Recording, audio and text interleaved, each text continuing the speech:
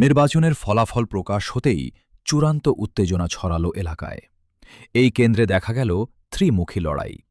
একদিকে ছিলেন সিপিএম প্রার্থী শাহাবুদ্দিন সাহেব, অন্যদিকে তৃণমূল কংগ্রেসের প্রার্থী গৌতম পাল মহাশয় এবং তৃতীয় দিকে বিজেপি প্রার্থী বিরাজ বিশ্বাস। শুরু থেকেই হাড্ডাহাড্ডি লড়াই চলতে থাকে তিন প্রার্থীর মধ্যে। প্রতিটি রাউন্ডের গণনায় কখনো এগিয়ে গিয়েছেন একজন, আবার কখনো অন্যজন। ফলে উত্তেজনা ছিল তুঙ্গে।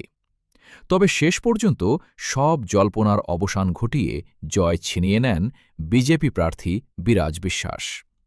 অন্যদিকে সিপিএম প্রার্থী শাহাবুদ্দিন সাহেব এবং তৃণমূল প্রার্থী গৌতম পাল এই নির্বাচনে পরাজিত হয়েছেন।